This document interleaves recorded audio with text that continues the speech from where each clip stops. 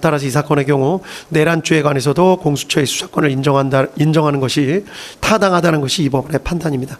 한편 피고인 측의 주장은 다음과 같은 측면이 있습니다. 즉 공수처 수사의 실질은 공수처는 내란죄에 대한 수사권이 없음에도 직권남용 권리행사 방해죄에 대한 고발장에 내란죄가 함께 기재되어 있었다는 것을 핑계 삼아서 범죄의 중대성과 법정형을 비교조차 하기 어려운 내란죄를 수사한 것이기 때문에 결국 공수처의 행위는 수사권 범위에 관한 규정을 잠탈해서 수사권을 가지고 있지 않은 내란죄에 대한 수사를 진행하는 것이어서 위법하다. 이런 주장도 포함된 것으로 보입니다. 기록을 살펴보면 위와 같은 의심에 일리가 전혀 없는 것은 아닌 것으로 보입니다.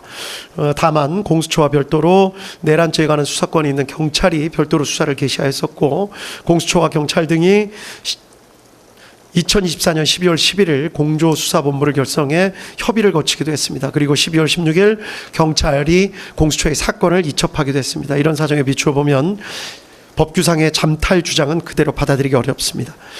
그리고 무엇보다 강조해야 할 점은 위와 같은 논란이 이 사건에 있어서는 결국 큰 의미가 없다고 보이는 점입니다.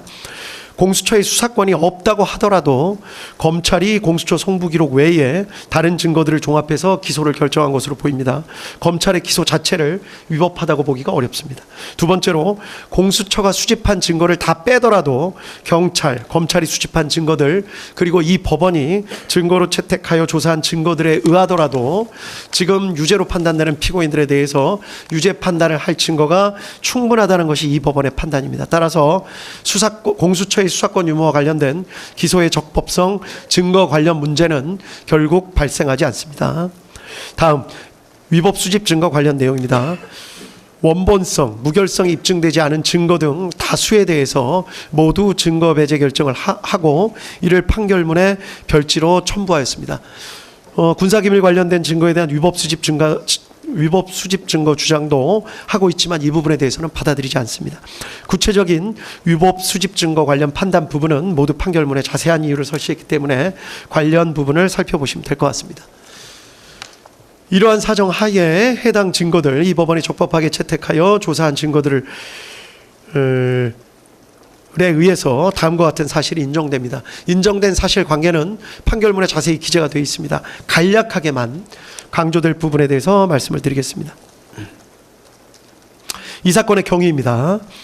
피고인 윤석열 당시 대통령은 야당인 더불어민주당이 다수를 점하고 있는 국회가 정부의 주요 관료들을 탄핵하고 예산을 삭감하는 등의 조치를 쉽게 하는 데 반해서 대통령이나 정부는 이에 대항해서 할 수 있는 마땅한 조치가 없다고 생각하였고 사실상 국회가 정부로 하여금 제 기능을 할 수 없도록 만들고 있다고 생각한 것으로 보입니다. 피고인 윤석열은 경호처장으로 일하다가 국방부 장관이 된 피고인 김용현과 이런 생각을 어느 정도 공유하면서 이러한 정치 상황에 대해 한탄하는 일이 잦았고 가끔 방첩사령관 여인영, 특수전사령관 곽종근, 수도방위사령관 이진우 등을 불러 격려하는 자리에서 그와 같은 생각을 표현한 적도 있는 것으로 보입니다.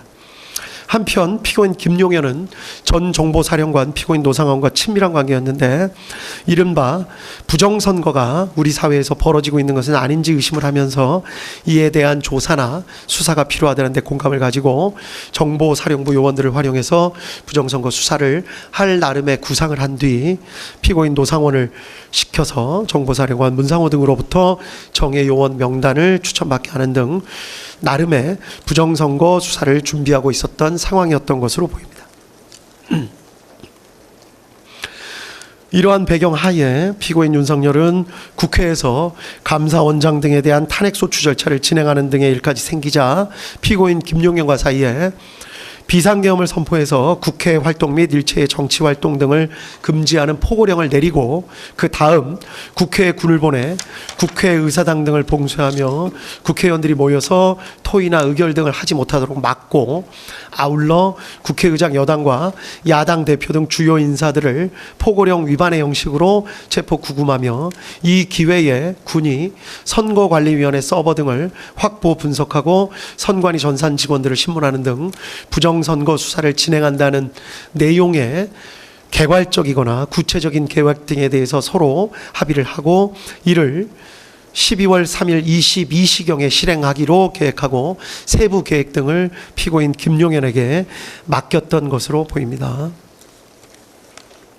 이 사건의 특징인데 피고인 김용현은 방첩사령관 여인영, 육군특수전사령관 곽종근, 수도방위 사령관 이진우 등에게 위 계획을 있는 그대로 알리지 않았던 것으로 보입니다. 아마도 보안 유지를 하거나 또 이들이 반발할 가능성 등을 고려해서